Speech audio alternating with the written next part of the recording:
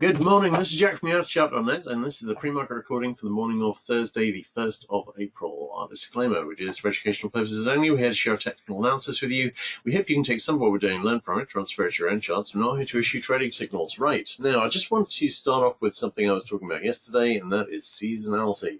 It's the seasonality is essentially really talking about today. Obviously tomorrow is a holiday because it's Good Friday. We've got for today, we've got traditionally bullish tape, about 2/3 closing up. That's from yesterday, obviously, so we're already significantly up from yesterday already.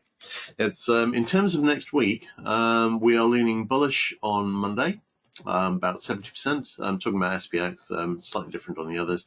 Leaning mildly bearish on Tuesday. We're leaning about 2/3 bullish on Wednesday, and we're leaning about 2/3 bullish on Friday. Mildly bullish on Tuesday and Thursday. What is this? We're also liable to get a lot of people taking most of the week off. It's these are holiday weeks. So what am I saying here? Well, we're actually in the ideal topping area here already, and I think we may well be making a top here, but we might spend most of the next week making the top here. So just wanted to make that point. But let's all right, let's get started now.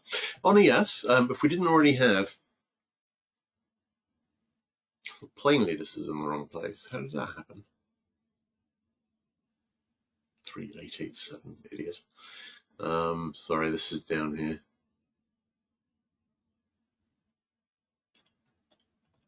Just doing a lot of these in a hurry.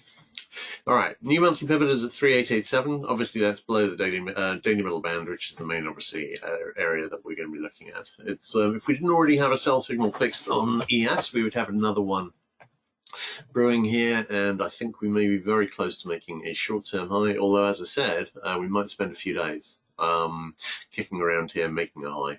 NQ's really taken off since yesterday morning. It's gone through a nice channel resistance and is back testing this high here, and looks as though it's going to want probably a higher high from that. We don't have any significant negative divergence at the moment. We've got a little, but it's really not much. It's really between this point and this point, which I'm not treating as significant. RTY, we do have a nice possible 60-minute sell signal brewing, and if you remember from earlier in the week, I was talking about this possible chest that was forming, and I was saying ideally we would get back up to the neckline, we would get a bit beyond it, and then it would fail. This is a pretty good setup to do exactly that, and I'm wondering whether in fact that is about what we're about to see. So I'm watching out for a potential fail here. I would note the little level top here and possible 60-minute sell signal brewing. YM, we are still on a 60-minute sell signal, and really this hasn't rallied strongly with the others. Wondering if this is a sign of weakness. Wondering still about a retest of this high though, but we are on a 60-minute sell signal. Short term, we could see some downside. Although it is a holiday day today and the last day of trading day of the week and the first trading day of the month, so I'm not really counting on any downside today. On DAX, we got a bit of negative divergence. On ESTX, I'd drawn in this resistance trend line here. We're overthrowing that slightly. It's not a tremendously strong trend line, but it's certainly interesting. And I'm wondering whether we'll find some resistance here. Again, we've got some minor negative divergence here, but nothing really to hang your hat on. Let's have a look at the bigger picture charts. Now, SPX on the hourly chart. I was talking a few days ago about the 50% retracement, retest this high, marginal high. We have done all that. We are in an ideal topping area. We're already on an RSI 5 sell signal on the hourly. We're not realistically going to get an hourly RSI 14 sell signal without going significantly higher. Bigger picture, where would the trendline resistance be if we were going up to it? Significantly higher. So I'd be thinking at this stage 4100 area. I'm not expecting to reach that, though we could. So, it's never say never on these things. Short-term support is at the 5-DMA. I've now got that at 39.57 on SPX, and I've got the 50-hour moving average at 39.42. The daily middle band, of course, is at 39.17. Although, obviously, if we were falling down to it, that would drop a bit, because the average does include the current day. We're still on a weak RSI 14 sell signal, not reading too much into that, really. It's on the weekly chart. On the daily chart on NDX, we are approaching significant resistance here, and that is at the 50 50 DMA, and we may well be testing that today. Probably will be testing that today, looking at the overnight. At the alley, we don't have any negative divergence, but a higher high today may well deliver some. Is this an IHS on NDX? It started off potentially being an IHS, but actually now I would say no, because I think the right shoulder is just too long. It's too ugly. To make a decent pattern. So it is still, the neckline area is still significant resistance though. IWM. Testing the daily middle band, hasn't broken above it yet. Possibly forming the right shoulder on a head and shoulders. If so, we'd go a bit higher and it would take longer. It's on Dow. Down on the daily chart, we've got a possible RSI 14 week sell signal brewing. We're not too far away from trendline resistance, but that's still some distance above. I've got that in about the 33, 650 to 700 area. On the hourly chart, we had an RSI 5 sell signal. That's now made target. We've got a beautiful double top here. This could top out at any time. Really, RTY could top out at any time. NDX could, ES could. All of these could. And actually that includes the European indices too. My principal concern about this setup is that actually the timing. These are not good days to be seeing declines, and I am wondering whether we're going to be topping out for a few days. Okay, let's move on to DX. So DX, we've seen a bit of a decline here. We're working our way back towards the channel support, which I've got in about the 92.9 area. I think that's the obvious next target. We're on a 60-minute sell signal. ZB, this is looking increasingly flaggy. A, B, C. Nice looking little double bottom though, on double top setup on TNX. I'm expecting to see another leg up here, so break over monthly pivot and weekly pivot. Monthly pivot is at 156.07. Not expecting, there's no real setup here for this to go an awful lot higher, and obviously this is in a very strong downtrend, which is probably going to continue down. But I am expecting to see a bit more rally first. I think we could see certainly the 158 area, 159 maybe. We will see. CL. Possible IHS here, although it's pretty ugly. I think we are consolidating sideways here. This may well be a flag setting up a continuation lower. It is still a possible IHS though, but if it is going to break up, it would need to break up in the fairly near future. So I've got that trendline resistance in the 62.5 area, which is of course pretty much where the daily middle band is too. NG, I was talking about this wedge yesterday morning. We're breaking slightly below the wedge support. I am wondering whether this is a flag which is going to break down. So if so, we may be starting that breakdown and topping out. We could be forming a head and shoulder, right shoulder here, in which case I'd be looking for resistance under the monthly pivot, really anywhere from here to the monthly pivot would be fine.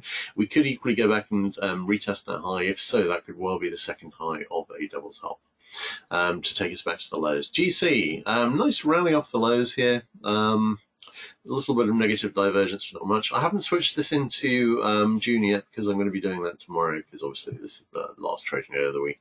So I'll have that done for the weekend. In the meantime, we've come off the low a bit here, and I'm just going to check something. Hang on, wait a second.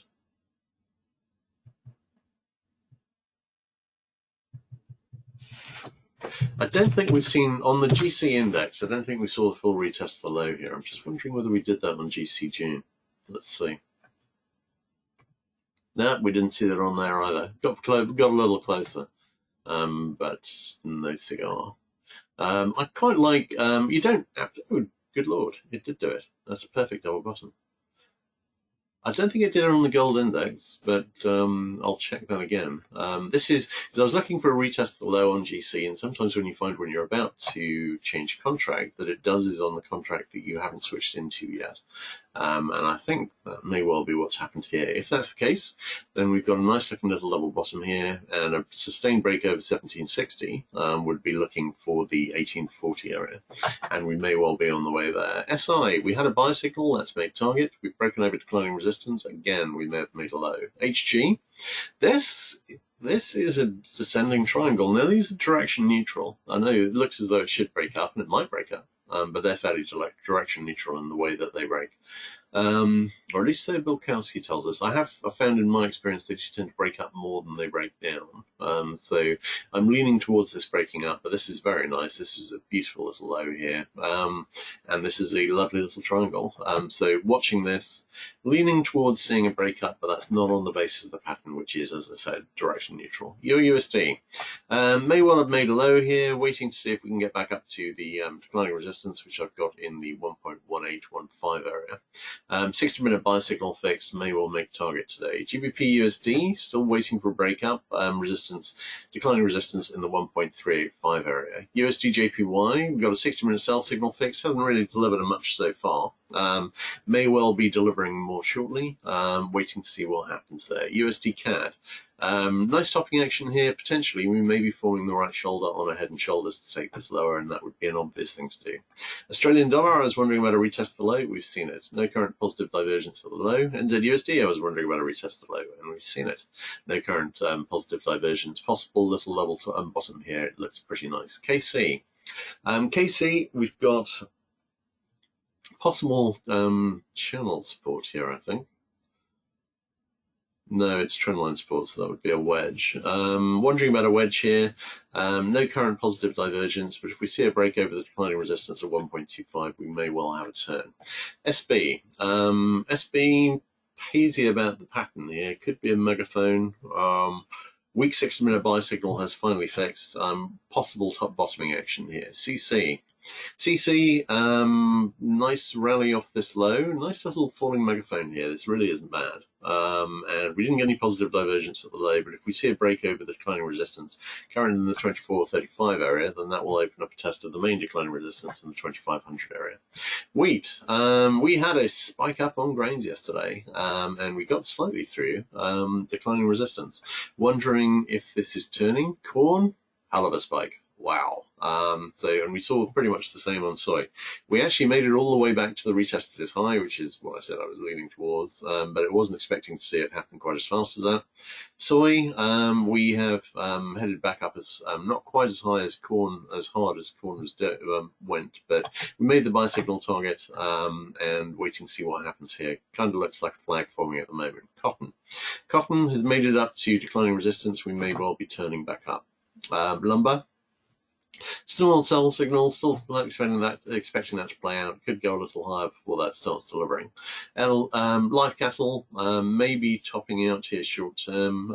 Retest this high would set up a nice little level top and a possible 60-minute sell signal brewing. And live and lean hogs has gone a bit higher. Possible little level top here. 60-minute sell signal fixed. Wondering about a possible retracement coming. Okay, what questions we got today, guys?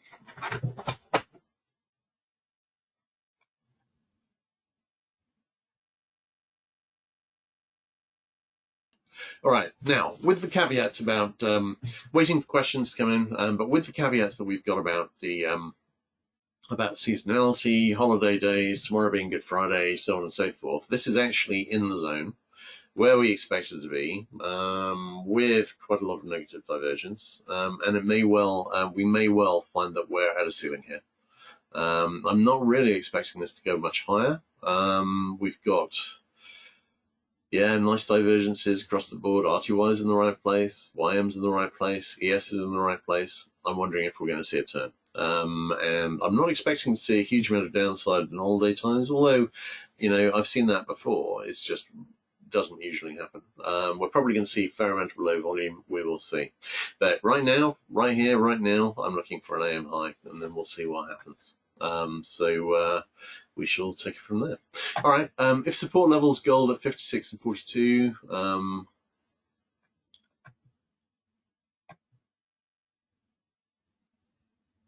I think you're going to have to explain.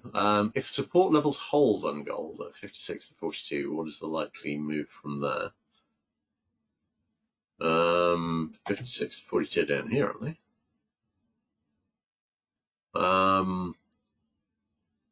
Not sure what you're saying there, but I would say there's a beautiful double bottom here. And as I said, sustained break over 1760.